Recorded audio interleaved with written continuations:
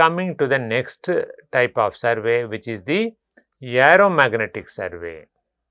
In aeromagnetic survey, the survey is carried out from a aircraft. In fact, most of the magnetic investigations are carried out by this method. Here, the magnetometer or the sensor of the magnetometer is kept in a aircraft, or to avoid some interferences from the aircraft, this sensor is stored right in a housing which is known as bird. Right? That means the magnetic sensor is housed in a separate part which is called as a bird, which is stored by a aircraft. So, aircraft survey or aeromagnetic surveys are divided into regional and detailed survey, right. So, these surveys are carried out over a very large area. What is the aim of such surveys? Mainly to delineate very thick sedimentary regions. If this is the ground surface, our aim is to identify some thick rocks which are sedimentary rocks, right. So, why are we searching for that very thick sedimentary rocks? Because of the fact that when you search for oil, right, especially because we are searching for oil everywhere, right. So, where the oil will be present? Oil will be present only in thick sedimentary basins. So, rapidly we will be able to understand where the rocks or the sediments thickness is very high. Over there only we can expect oil.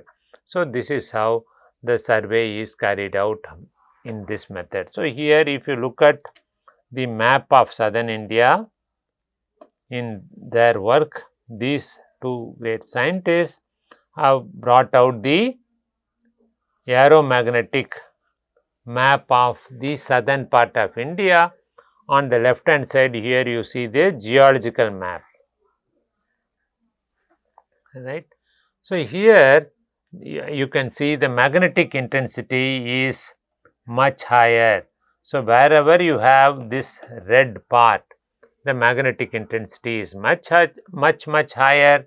Wherever you have this greenish and blues, right. For example, this particular zone, they are the sedimentary basins, right. What sedimentary basin? So, this is a Kaveri basin, right.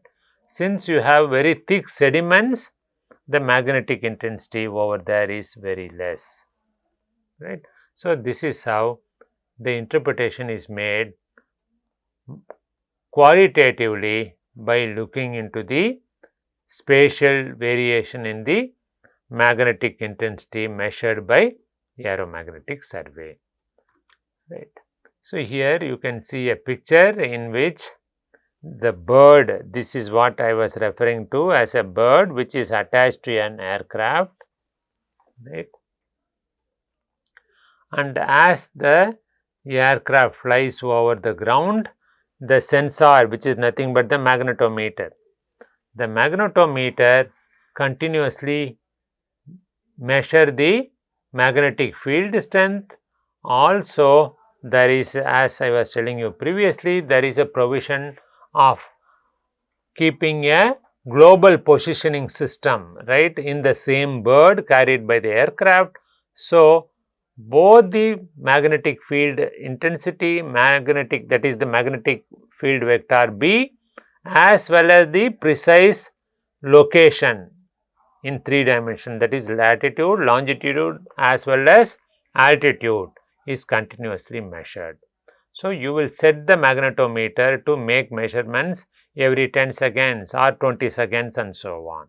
So, as the flight flies continuously, the measurement of magnetic field strength is made, and also the recorder notes down the time as well as the position of that particular place with the help of the GPS. So, this is how we carry out the high resolution magnetic surveys with the help of a aircraft, right. And usually this is the typical flight plan of such surveys, right. That means the commencement is made like this, then we come for the next traverse. This is how we cover the entire area by aeromagnetic survey, right. So, all these intersections, at all this intersection, we have made the measurement 2 times, am I right? Because the once it went like this, then second time like this. So, these points are used to check whether the values measured at 2 different flight paths at the same location is the same or not, okay, just to make sure. So, in order to do that, right, the flight path is planned like this. It goes up and like this, and toward the end, after it completes the investigation, it goes around something like this. So, this is the conventional flight plan, because at all these locations which I am marking as a cross, we have made measurements 2 times, right, at all these locations.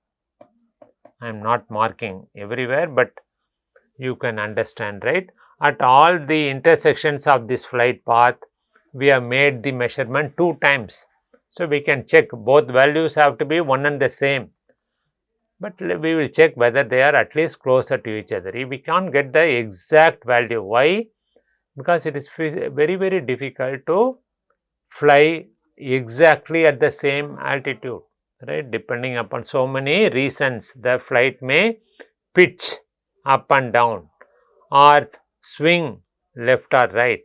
All these things will affect the values little bit, okay. So, anyhow, this is the conventional flight path usually taken during a geophysical surveys. Then we can also do the survey from a ship, right. Magnetic survey can be also carried out from water. How? Similar to aircraft, here we will tow the bird or the magnetometer behind the ship, right. So, the ship, as the ship moves, right, this is the ocean water, right, this is the surface of the water level. So, as the ship moves, right, there will be it will tow a magnetometer beneath it.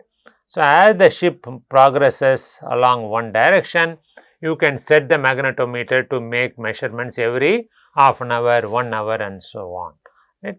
However, the magnetic survey using a ship on the ocean will be obviously very slow, because ship cannot go beyond, let us say, 14-15 knots, approximately 14 to 15 kilometers per hour.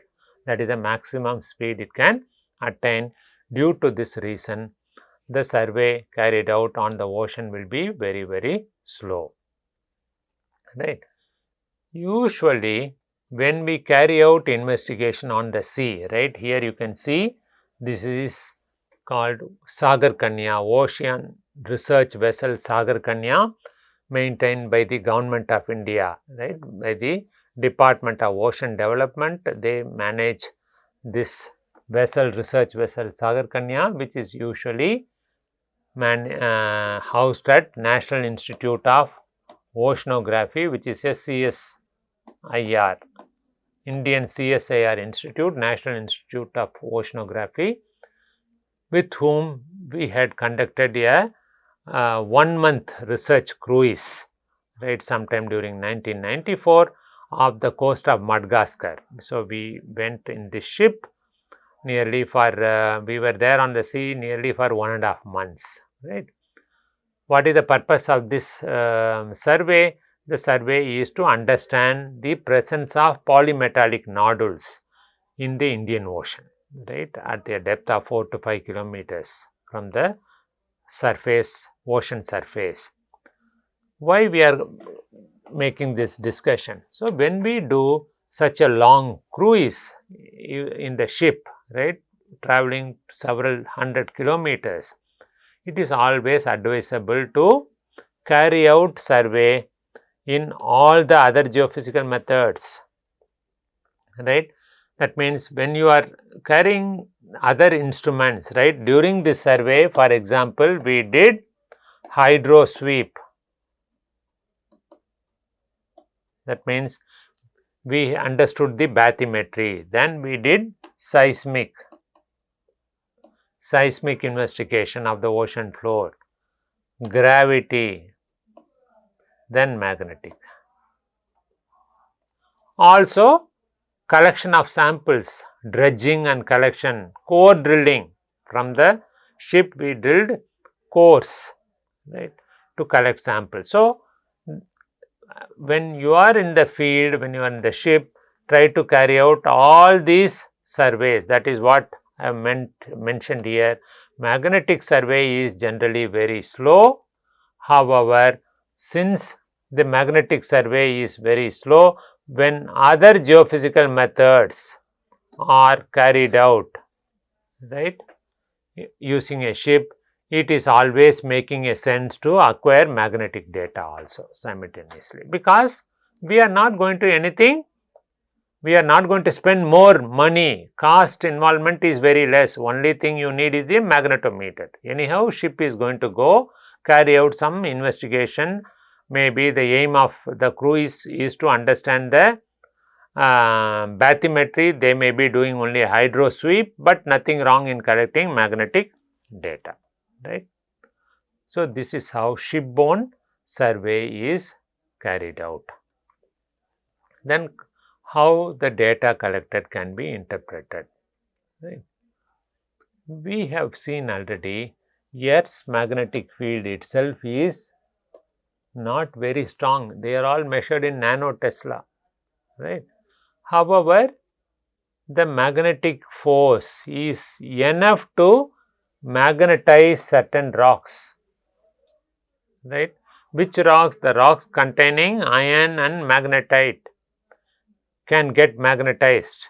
That means they are very susceptible for magnetism. So, due to this reason, using magnetic survey, we will be able to approximately estimate the depth of burial of these rocks, right. Suppose this is the ground surface, you have only sediments everywhere. Let us imagine sand, but beyond, let us say 70 meters, we have igneous rocks. That means these are the massive rocks. So, we can understand about this, right. What is the approximate depth of this basement rocks can be estimated. And here too, it is possible to carry out with modeling, right, to estimate the depth of burial, right. Both graphical and computer based modeling can also be carried out. What do we mean by modeling? We had seen already when we were looking into cell potential method as well as resistivity method and also gravity method. So, what do we do here? We assume certain subsurface geological configuration and then reproduce what is the magnetic field strength that it will create, right, and then the reproduced magnetic field strength by the model will be compared with the field observed data. If there is perfect match, we can consider whatever assumption we made is actually present at the site where we investigated.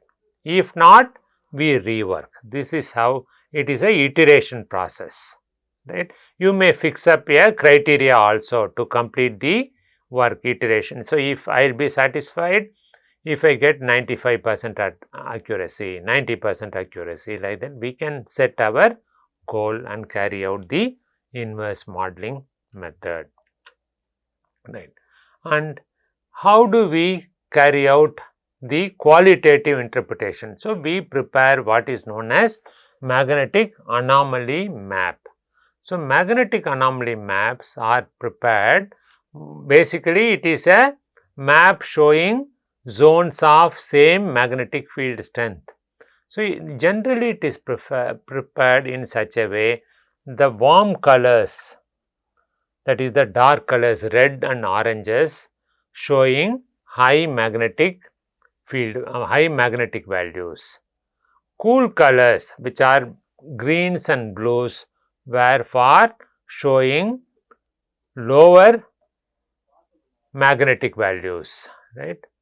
So, that means you will have a kind of contour map prepared, and you can also color the zones. Color hues can be made in such a way, warm colors for high magnetic value areas, cool colors for lower magnetic field areas, right. So, if you prepare a profile as you see here, the magnetic values vary, and generally there will be some noise, right. Everywhere the values won't be same. So, this is the noise envelope, right. Beyond that there is a location where the value is much higher. This is what we are looking for in the magnetic survey. So, here you see an example of a magnetic anomaly map. So, in the magnetic anomaly map, as we discussed, right, the dark colors are showing regions of high magnetic field, right. So, the values here are given in nanotesla. So, the 5000 in above 5000, they are all given in red color. So, here these are the zones that have some anomalous material, right, probably basic igneous rocks, whereas the light colored ones, cool colors, all these blue regions, they may be of formations which are having less magnetic material. So, this is how we try to interpret the magnetic anomaly map. We interpret the magnetic anomaly map by looking at where we can expect rocks which are having magnetically susceptible minerals, and where do we have rocks which are having less susceptible to magnetism. So, this is how we can interpret. So, due to this, magnetic methods are typically used to measure the or map the basement rocks. Imagine a situation, right, this is the ground surface, present day ground surface, there is a fault and this is a massive rock, these are sediments. Due to faulting in this direction, right, the blocks of rocks have moved in this way, the basement, the rock has moved here, right. Previously these two are connected, now they have moved, it has gone down, let us imagine, by 50 meters. So, when we measure the magnetic intensity at the surface, right, here magnetic intensity, there will be some noise, will be much higher, after that it will be lower here. So, this is the indication of presence of fault plane. Why on the left hand side it is much higher? Because the massive rocks are closer to the surface, whereas here it is at least 50 meter more, because this itself I said it is a 50 meter displacement. So, here the rocks are at least 50 meters more than the location where the rocks are present on the left hand side. So, this is how we can understand the faults. Then we can understand about the subsurface geology, how we will be able to understand where do you have sediments, less magnetic field strength. Then where do you have basic igneous rocks, having wherever you measure very high magnetic strength, they are the locations of rocks, preferably basic igneous rocks. Magnetic methods are also used in archaeological investigations, right? Generally, buried artifacts, tools, they would have been made of metals. So, it is possible to delineate the locations where we have such tools buried using magnetic methods. And we can also locate bunkers below the surface or buried steel casing. There could have been a steel well got buried now or abandoned, very much buried below the present day earth surface. That can also be determined. Then old waste sites can be estimated, can be identified. Buried old landfills can also be determined by this method, right?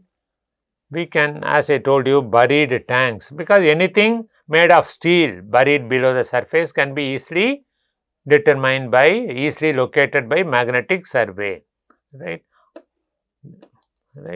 Also, due to this reason, this is also used by defense people who are in the defense field, also use magnetic methods to understand and locate the buried unexploded ordnance, preferably made of metal shells, as well as landmines, buried bunkers. If the bunkers are made of steel, that can be identified by carrying out the investigation at the surface. So, what will indicate the buried wells? Such buried oil wells, they are typically made of metal. The wells are metal wells. So, they give rise to monopolar anomaly with high anomaly, right? Maybe circular anomaly.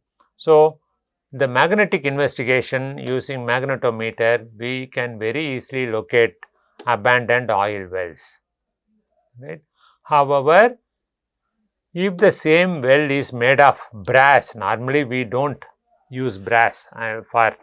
Just for the sake of understanding, I am saying, suppose if they are non-ferrous wells or well casings are made of metals of non-ferrous nature, then magnetometers will not be able to detect them. That also we should keep in mind, right? And magnetometers or magnetic survey can also help us to detect voids present below the surface. What will happen if there is a void? What do I mean by void? This is the ground surface, there is a big cavity, right?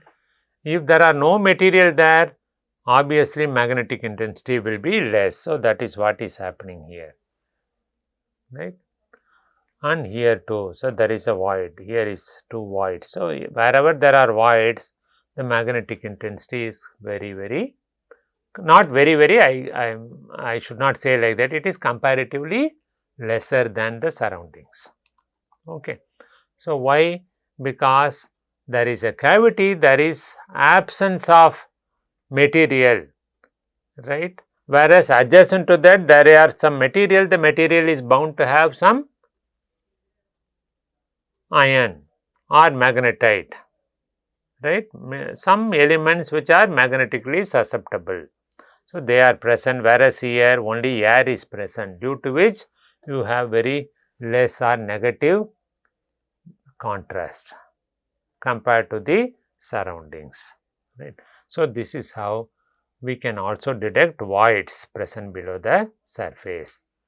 Then we can also locate a reverse of what we had seen on the previous page. We can locate oil drums and pipelines on unused wells. What will be the anomaly? On the previous page, it was a negative, very less value here, whereas here you have positive value. Here we can also understand about the observation made on the ground and also from the air, right. So, here you can see height at which we have made the investigation. When the magnetometer was at a less height, only 30 meters, 45 meters, 62 meters, 77 meters, right. When you have the magnetometer on the ground, the anomaly will be much more pronounced. Okay. So, this is how height of our measurement also has a role in understanding the anomalies. So, what is the information we get here? We said survey can be carried out also from air. When you carry out investigation from air, we need to deal with much smaller values, because as you fly higher and higher, the measured value is getting reduced. When you are at a lower altitude, you are measuring such a high peak. When you are at a higher altitude, you are able to measure the magnetic field strength. Why? Because you are flying away, instrument is much higher at a higher level, whereas the magnetic field is at the ground level. That is what we are sensing from higher altitude. So, due to which it is advisable to fly at as low as possible when we are doing aeromagnetic survey. And here is another example where monopolar anomalies due to metal containers, right. Maybe this is an area where you have metal containers below the surface, giving us very high magnetic intensity, right. Here abandoned wells, abandoned oil wells are typically wells made of steel, right, or some alloy, it will contain certainly iron, right. Here you have contours prepared with an interval of 200 nanotesla, right. It is a contour map. As I had told you previously, high values are indicated by warm colors, red color. Low values are by cool colors, green and blue. High values are orange and red. So, here you can see this zone is having very high magnetic field intensity. Probably at the center there is a oil well, abandoned oil well. Today even the surface would have got filled up with some material, so we do not know where it is. So, magnetic survey is able to help us to locate the buried oil well. So, these are all some of the applications to understand human interference, right. Here the Atomic Minerals Directorate of Government of India has carried out an investigation to understand uranium mineralization, right, using magnetic methods, right. That means usually uranium is determined by radiometric method, because uranium is a radioactive mineral. It can be very easily brought out by radiometric method. So, whereas here they have used a kind of non-radiometric method, which is the magnetic imaging was done in different parts of the country to explore for uranium, right. So, these are all the locations wherein the survey has been carried out by Atomic Minerals Directorate of Government of India by making use of gradiometer, right. Cesium magnetometer was used, right, which is optically pumped magnetometer was used to map different terrains with the aim to search for uranium, right. Uranium is usually associated sometimes with unconformity. So, unconformities are zones where generally less magnetic field strength, right, or sometimes uranium is associated with massive rocks, right. In that case, you will have very positive anomaly. So, sometimes negative as well as or less value also possibly indicate uranium, because uranium mineralization is also possible in unconformities. These are all zones or periods of non-deposition. So, sequence of sedimentation takes place, then there may be a period of non-deposition, or it is called period of erosion, during which the rocks which is having uranium got eroded and get segregated as a deposit, right. So, that is how the geophysical method, especially magnetic method, has been used successfully to decipher uranium mineralization. So, these are all some investigations for mineral exploration. So, here, as I had explained to you previously, subsurface investigation using geophysical magnetic methods. One example here is presence of sediments within a massive rock, as you see in this diagram, can be deciphered by magnetic method. How? Wherever you have thick sediments, obviously magnetic field strength will be lesser, right. So, here you have thick sediments, over there the magnetic field strength is comparatively lesser, right, because of thick sediments, right. Similarly, I had explained about the fault previously by drawing a simple sketch. Here you have massive rocks, there is a fault. Fault is nothing but a plane along which blocks of rocks have moved over each other, right. So, this block has moved down, or this would have moved upwards, or both could have happened, right. One is moving, other one would have moved downwards too, right. But what had happened? This has resulted into a thick sediments. Here sediments are much thicker compared to the left hand side, due to which the magnetic intensity is much higher here, lower here, right. Dotted line is magnetic, right. Then there is a fold, rock got folded like this, right. So, due to folding, the rocks which is having more magnetic minerals are pushed upwards, right, which can be sensed by gravity method. We will see, we have seen already gravity method. In gravity method works on the principle of density. We know wherever you have denser rock, gravity method is able to pick that up. Whereas here all of them are sedimentary rocks. Maybe usually this is limestone, maybe sand, this is clay. Since all of them are sedimentary rocks, though you have this folded structure, that could not be picked up by magnetic survey. This dashed line is the magnetic we have indicated here, right. So, this here, since everything is made up of sediments, gravity method only have to be resorted to understand this structure, because this is the gravity data. Gravity data is able to pick up this structure because the density of sedimentary rocks here are different. So, that is why gravity method is able to pick up this structure, whereas magnetic method is unable to. Then intrusion. So, within a rock, right, within a rock you have a intrusion of some massive rock.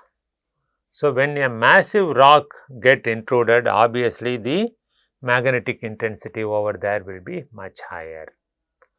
That is what we could understand from this diagram, right. And here you have a salt deposit. It is a naturally occurring salt. We used to call it as Himalayan salt, isn't it? So, that is rock salt, right. Rock salt will offer very less magnetic intensity, because salt do not have any magnetic minerals or magnetic elements, due to which magnetic intensity is lesser over the salt domes. So, this diagram prepared by these researchers, right, is actually helping us to understand how gravity and magnetic methods are able to help us to decipher the subsurface, right. Then we had a look into understanding of voids present below the surface of the earth, right. So, here we very well know that there is a tunnel here, because this is the location known to us. There is a tunnel probably used for conveying water or a road, right. This location we know, right. Over there we did a magnetic survey. This is the distance in x-axis and this is the magnetic field intensity given in gammas, right. And after the magnetic intensity, they have deciphered the anomalies due to voids. Wherever there are voids, there is lesser value. This is known to us here too, which is less. So, the negative moment or wherever it is very less, probably indicating little, it gives some idea about the size of the void too, right. So, this is available. This research work has been done by this researcher. Using this, we can understand how the magnetic susceptibility, especially a rock which is known as lavas. Lava rock is a igneous rock, right. Igneous rock formed by eruption, magmatic eruption, which are known as lava. These rocks has got very high susceptibility. Within that high susceptibility rocks, there are some cavities which can be easily picked up by the magnetic survey. Obviously, though we have seen all the positive points of magnetic methods are also subjected to noise during acquisition of data, and also it has got lot of limitations, right. As you see, all these objects, presence of these objects will interfere with our data. If we know the presence of these objects, we can be careful, but if they are present below the surface, that will very much try to confuse our interpretation. So, we have to be very, very cautious in carrying out our interpretation using magnetic methods. So, in this lecture as well as in the previous lectures, we have seen what is magnetic method. We started with Earth as a magnet. We said Earth's magnetic field is high here, low at the equator, right. Then we have seen 5 components of Earth's magnetic field, that is declination, inclination, these two are angles. Then 3 field vectors, one is horizontal vector, B is the total field vector, then Z is the vertical field vector, right. This is B, Z, and this is horizontal, H. Then we have also said generally in most of the magnetic survey we measure the total field vector. Then we had also seen what causes some of the rocks becoming magnetized, because magnetite is the mineral which is naturally magnetic. Apart from that, rocks containing iron, nickel, cobalt are capable of getting magnetized. They are very susceptible to magnetism. So, magnetic susceptibility is one of the important thing which is helping us in magnetic investigation. We had also had a look very briefly into the instruments. The instrument that is used is magnetometer. Then we had seen what is diurnal variation, how diurnal correction need to be applied, which is done similar to gravity method. We have seen diurnal correction elaborately in gravity method. Then we had also had a look into different applications of magnetic methods. Always magnetic method is usually carried out along with gravity survey. Both of them are more or less giving similar results, except for some peculiar cases which we had seen here, right. Over here, the presence of a fold below the surface could be picked up only by gravity survey, whereas magnetic survey is not showing anything because the rocks are having same quantum of magnetic minerals, but their density varied. So, due to which gravity method is able to pick up this. So, I am sure you would have now understood the applications of magnetic methods, and toward the end we have seen this slide to understand what are all the limitations of this method. Thank you very much.